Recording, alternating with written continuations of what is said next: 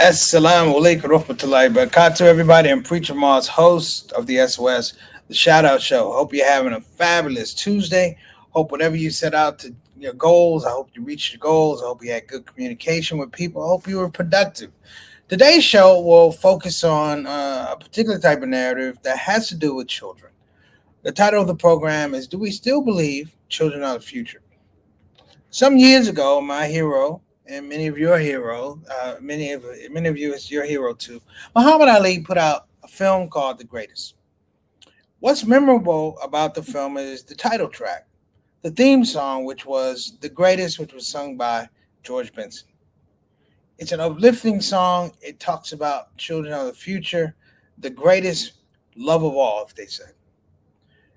Lately, though, as I tend to look at politics, as I tend to look at society, and just the human condition, how we deal with one another, the back and forth over vaccines, the up and downs about how we teach our children, has literally brought me to a quandary in this aspect that do we really, really, really believe deep in our hearts as a country, as a nation, and worldwide, really, do we believe that children are the future? And the reason I say that, brothers and sisters, is because I personally have an affront to how the children are being treated.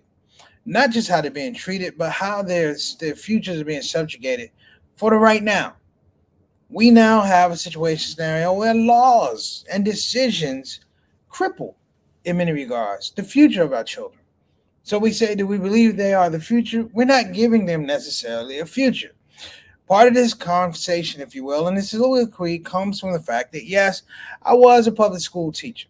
I taught severely most disturbed children. And what we had to deal with then was the fact that there was a select group of children who had issues regarding their behavior, regarding learning disabilities. And we questioned the quality of their future, but we never questioned the fact that they would have one. As we look around now, some of the most fundamental, rudimentary things that establish and have foundational growth for children are now being attacked. I'm not talking about nutrition programs back in the Reagan years where they tried to say that a vegetable, a pack of ketchup equaled a vegetable. I'm not talking about those things. I'm talking about systemic, purposeful, hurtful, toxic things that affect our children. Now, you don't have to be a dad. You don't have to be a mom. You got to be a human being. When you look at a child, one of the things that we really, really spend time on is what is the future of that child? And the thing about what is the future of that child has a lot to do with what is the welfare of the child? What is the welfare and the condition of the people who care for the child? Over and over and over and over again, brothers and sisters, it seems that we have kicked the can down the road. In education, I've talked about certain aspects of how public education became for-profit education, which became a damn mess, if you will. Our public schools now are in a state of flux whereby they're not producing world-class children and world-class students because they don't have world-class instructors and they don't have world-class intent to help produce that. Over and over and over, brothers and sisters, we have become a society that produces, I want to say, produces inferior products, inferior effort, and then we expect for the children to figure it out. Right now, we're in a situation, brothers and sisters, where we find people who have gone through a process as children. On the other end, as adults, we find that they're troubled. Some are broken, some of them confused, and we find ourselves dealing with topics that we didn't deal with as children ourselves. Was there poverty? Yes. Was there war? Yes. Was there, I don't know, crime? Yes. But it still was buffered by the fact that we had a future. In 2021, we're looking at a growing prison population. We're looking at a growing juvenile correction population that nobody is talking about. These are not places, brothers and sisters, that produce, I want to say, produce productive citizens at the rate that we need them. And again, over and over and over again, we are recycling things. I'm going to show a clip that has a little bit to do with what I'm talking about.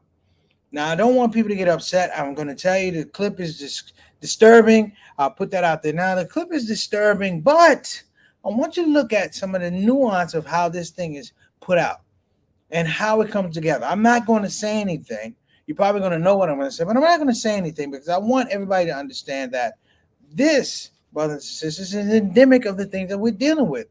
Are we going to protect our children? Are we going to invest in their futures? Why are we talking about we're still talking about brothers and sisters that we want our kids to go to school. We want them to go to school and get great educations. We want them to go to college and get degrees. But we saddle them with massive amounts of debt. They're working through the debt. They're not working their best lives in terms of going out and pursuing advanced degrees because they have to pay off student loans. We're fighting about student loans. We're fighting about vaccines. We're fighting about certain things about history. People are inviting things into the public discussion about curriculum that has nothing to do about curriculum. People are living their worst lives through the future of our children, and we got to talk about it. I'm Preacher Moss. This is a Shout Out Show. Let's get it started.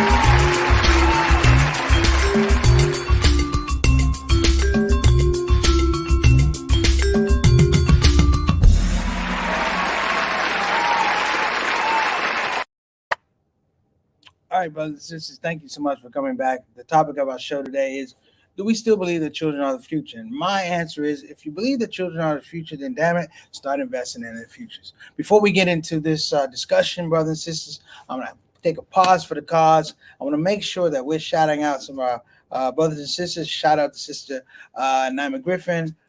She's dealing with a health issue in her family. Peace and blessings to you and your family, as well as Sister Ika. She's dealing with health issues. Hope she can make it on the show. If not, we understand as well. Brothers and sisters, we have, if you have anybody that's not doing well, health issues, or just somebody who just needs to pick up, you know what, put them on the show.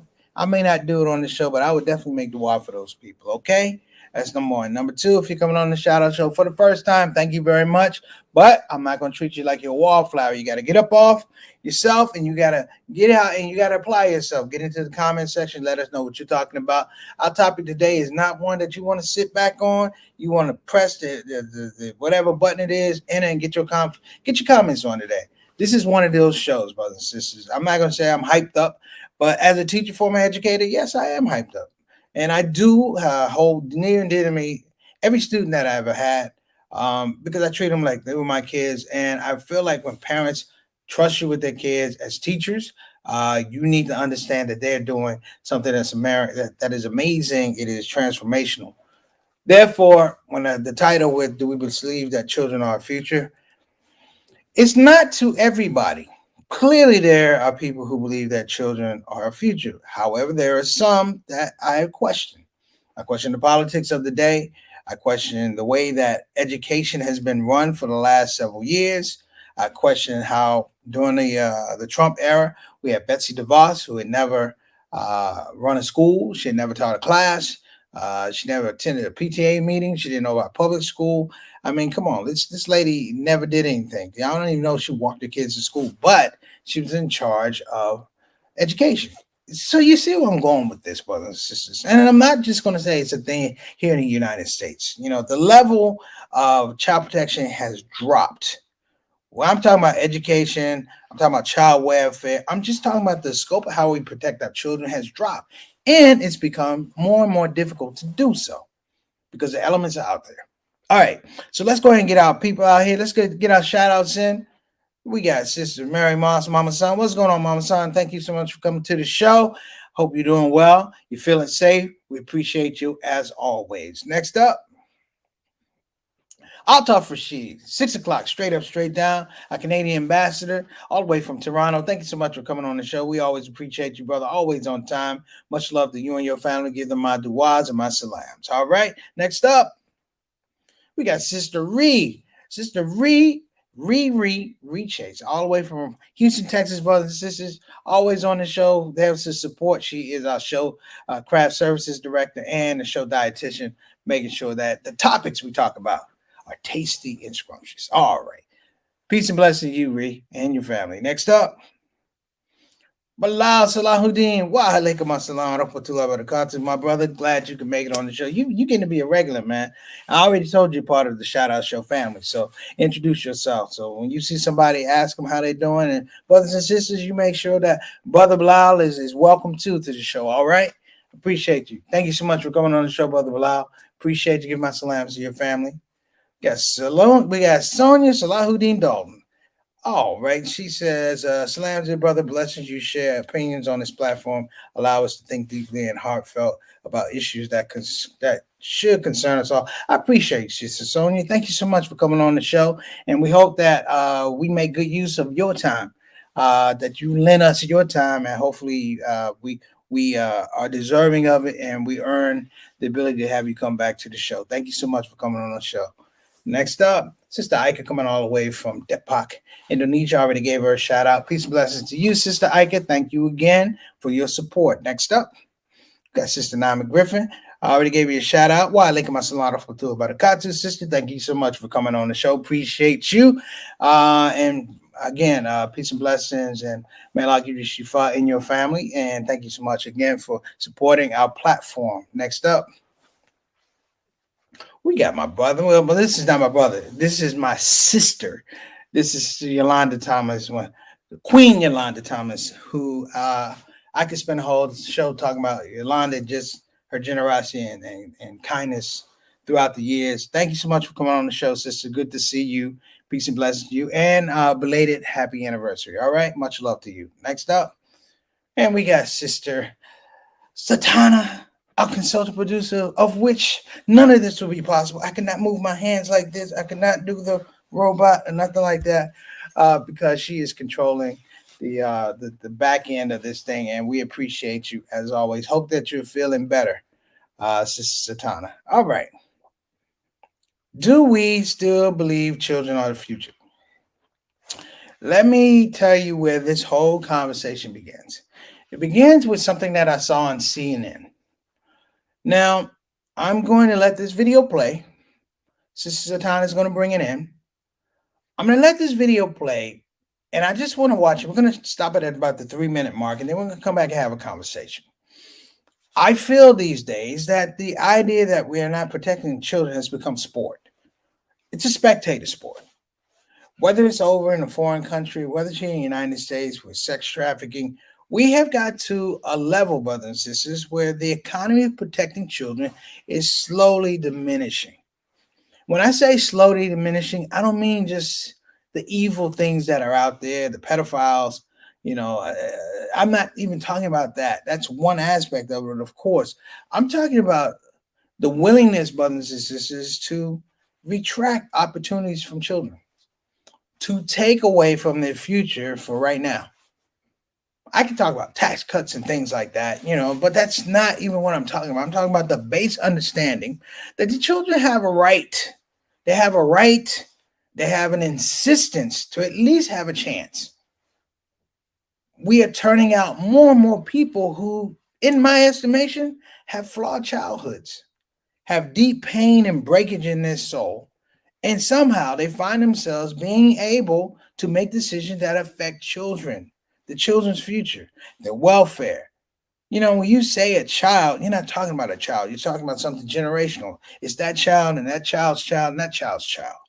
So I am talking more so in a transformational fixture or a bit of language, but it's important. I'm going to show you this video. It's disturbing. We're going to be right back. Satana, when you get a chance, go ahead and roll it.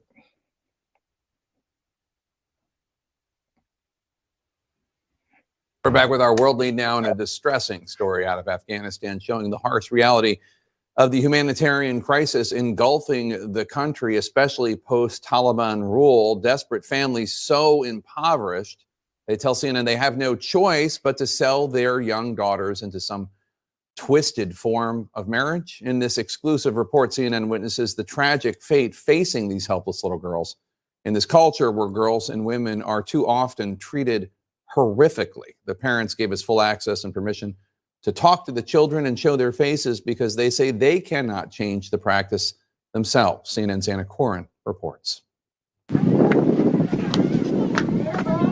In this arid, desolate landscape, not a scrap of vegetation in sight, lies a makeshift camp for some of Afghanistan's internally displaced. Among its residents, 9-year-old Parwana.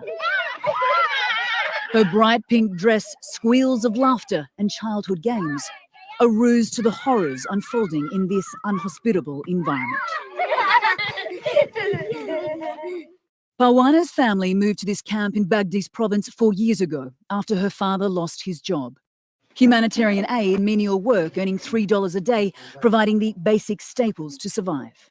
But since the Taliban takeover 2.5 months ago, any money or assistance has dried up.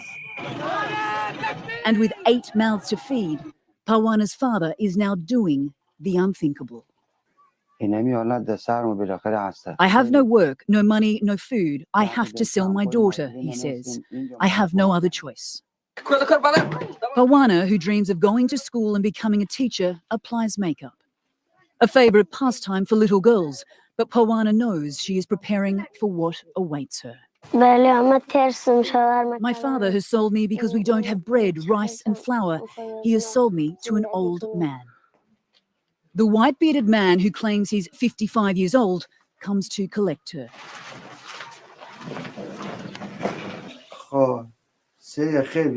He's bought Parwana for 200,000 Afghanis, just over $2,000 US. Covered up, Parwana whimpers as her mother holds her. This is your bride, please take care of her, says Parwana's father. Of course I will take care of her, replies the man. His large hands grab her small frame. Parwana tries to pull away.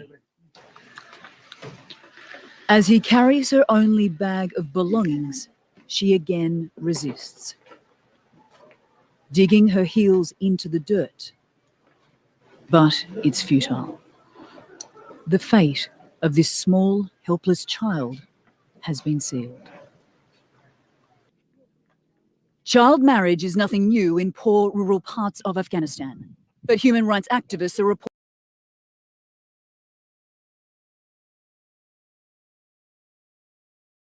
Okay. Everybody collect themselves. Let me collect myself. First of all,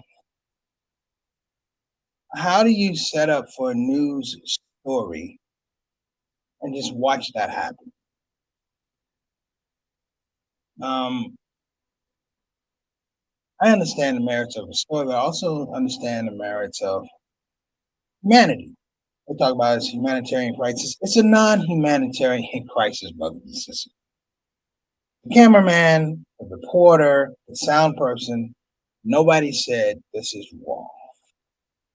Now, you may lose your job at CNN for engaging or interceding, but I feel personally that you'll be rewarded in a much bigger way than to let a 9-year-old girl go with a 55-year-old man. He said he was 55. He looked like he was 105.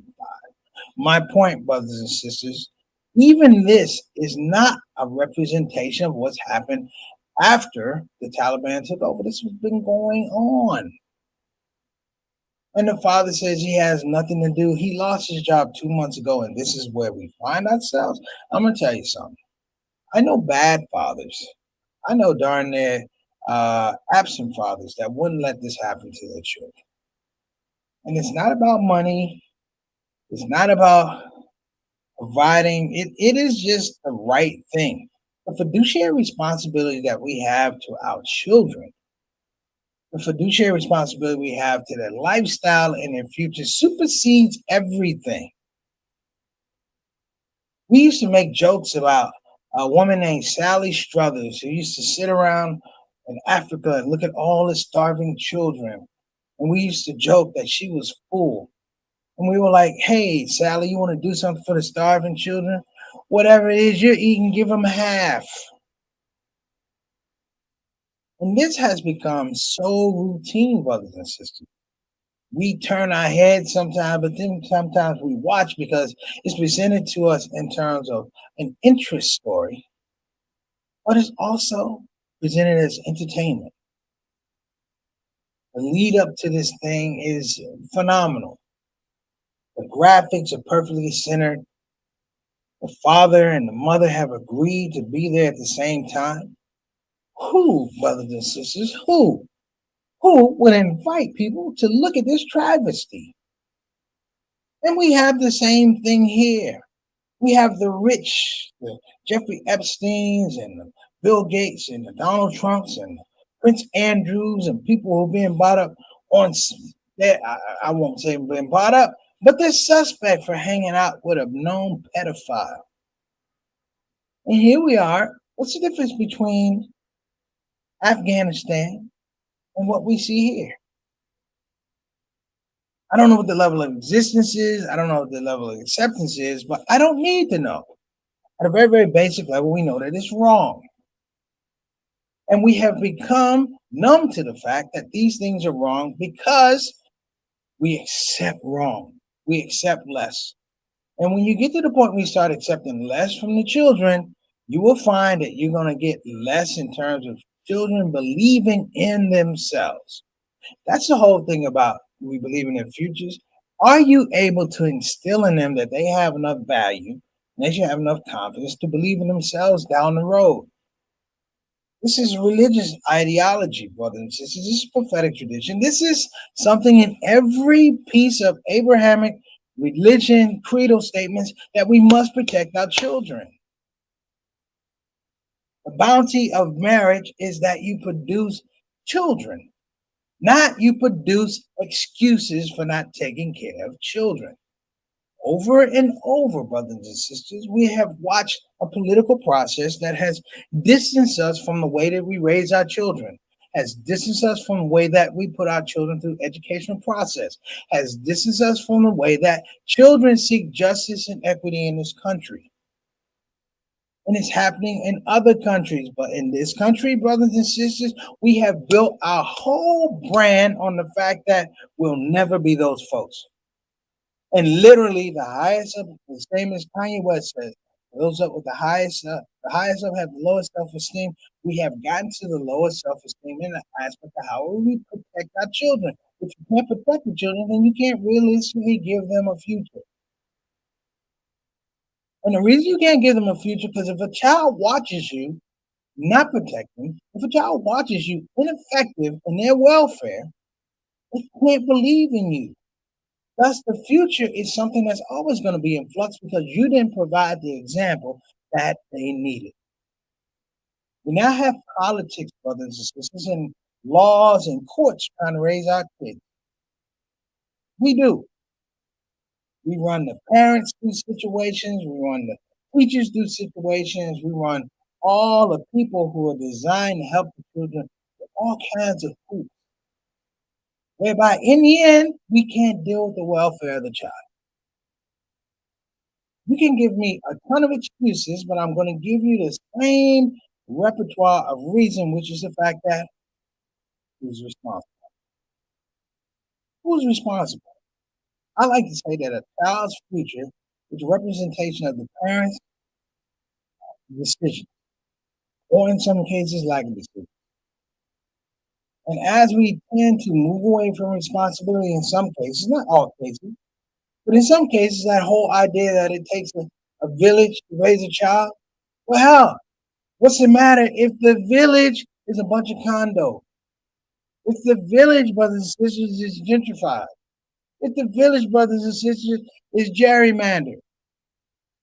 Where our children don't even have the mobility to look around and make solid choices at young ages. Young ages. Did I benefit from a childhood, a great childhood? Absolutely. And I'm sure many of you did too. There was a certain security of going to a neighborhood school that the neighborhood teachers had the best interest of the children in mind when we taught them. I have a good friend that told me that because of COVID and teacher shortages, that her child couldn't even go to school. I was stunned as a former educator. For a moment, I almost said, "You lying." But these are the realities. We're talking about vaccines against COVID. At the same time, you can't tell me anybody, even watching the show, who didn't go through the MMR vaccinations to be able to go to school. Mumps, measles, and rubella. And we're still arguing over a COVID vaccine, watching people die as we do it. And what was said about the COVID vaccine, the children's immune system that didn't know about it? Again, gambling away the future. The point is, we still believe the children are the future. I do. I do. And I'm sure many of you do. But what we need to do is, potentially, brothers, is try to find a way to express that to the powers that be, the Bidens, the Trumps, the GOP, the Democrats, the Libertarians, to let them know that if our children are walking around and if their futures are in any regards threatened by your inefficiency, then we will take you down. You are not suitable for your post. Why not? I'm not saying you have to have a PTA, brothers and sisters, but you gotta have a point of view. You have to have a point of view. You have to have some place where you draw your line in the sand and say that this is not acceptable. Over and over and over and over and over again, brothers and sisters, we find ourselves in conversations that should have nothing to do with our children. We spend time at the congressional and the constitutional level about bathrooms in school, making sure that the boys' bathroom is a girls' bathroom, and there's a shim bathroom, a she and a him, a shim bathroom. And we're arguing these points, brothers and sisters. It's about these things, but we're not talking about the overall welfare of the children. The things that are introduced in school and curriculum are meant to confuse children. Let kids be kids. Let children be children. And if you can't let them be children, then leave them alone and let them deal with people who love them, who nourish them, who want to educate them, and most importantly, want to protect them. I'm going to jump on our religious folks. You know why? I'm going to tell you why. Because folks, as believers, brothers and sisters, these things are inherent in every religious condition. In the Bible, it's the same way. In the Quran, it's the same way. We even have Sharia law, that Maqasid al-Sharia, that says one of the major protections of Sharia is protection of the youth and their welfare, which also institutes the fact that we have to look at the strength of families. When I say the strength of families, I don't mean just the normal central family. I'm talking about a communal understanding of people needing people with emotional support, financial support, educational support. We have to broaden in some regards and knock down walls to make sure that we're inclusive of the needs of our kids. We say a child in the first grade can't articulate what they need in the 11th grade. The one thing that the first grader and 11th grader have in common is that they need to be able to trust us. And we need to be able to show them trust. We need to be able to show them growth and let them know that in your process, you have a right to some of the things that adults have been chasing their whole life. The right to truth, justice, happiness, equity. These are all things, brothers and sisters, but they're under attack now. They are under attack. And the more and more and more and more we get away from that, we find situations where, I'm sorry, did I say we have increased school shootings? I'm sorry, did I say we have increased mental health issues? Why? Why? Because adults, not all adults, but enough to make the case, Because adults, in many regards, brothers and sisters, have dropped the ball on children because they don't vote, because they don't buy your product. Because when you look at a child, you have not only an agenda, but you have intention. And it's to exploit the child for whatever financial gain or whatever. The whole idea that curriculum in the state of Virginia is going to be the deciding factor. Education, which is miseducation, people talking about current critical race theory, which is not being taught in the school. They're talking more about critical race theory than they are about advanced math, advanced English, supplemental reading, helping remedial services, helping the children who struggle with certain things like reading and math. We're talking about critical race theory. That is not even at this point. It wasn't even taught in colleges, brother. Here we have again people who cloud I want to say the child progress cycle for selfish means. So listen, that's my half hour. The question was, do we still believe that children are the future? I still believe that children are the future. I hope that you believe that children are the future. And brothers and sisters, for those that don't, we need to get at them. We need to get at them. And they can't have free reign of our politics and our religious institutions and our financial institutions. We need to get at them. You know why? Because George Benson said children are the future, and I agree. All right, let's get to our close here. Let's go ahead and get our sponsors done. What's going on, Brother Eric? Wa alaikum assalam wa rahmatullahi wa barakatuh. Do we have any more comments, Satana? There we go. Children can't help but be confused because adults are all over the place these days. This is true. Mama San, this is very true. All right, so let's go ahead and get to our sponsors. We want to thank www.befinanciallyindependent.com. Again, that's befinanciallyindependent.com. Thank you so much for supporting our show. If you want to get great advice about your finances, retirement, wealth building, but also wealth retention, give a call at 188 496 6845. Again, that's 188 496 6845. And if you're interested in quality graduate level doctoral experience in Islamic leadership, Islamic studies, then you got to check out Bayan Islamic Graduate College, brother. Bayan Islamic Graduate School, a wonderful place. I think they're still taking applications for the spring. You have to check it out, but you don't want to miss out. I would highly endorse them, and they have one of the best programs of Master's Divinity for Muslim chaplains in the country. So make sure you check them out. So listen, that's our show today. You guys have been wonderful. Inshallah, I'll see you tomorrow. Preacher Moss. Assalamu alaikum wa rahmatullahi wa barakatuh. Thank you for tuning in.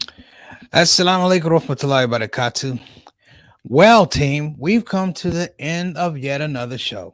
And I have to say, I had a good time, and I hope that you had a good time as well. Listen, at this part of the show, we have no more show.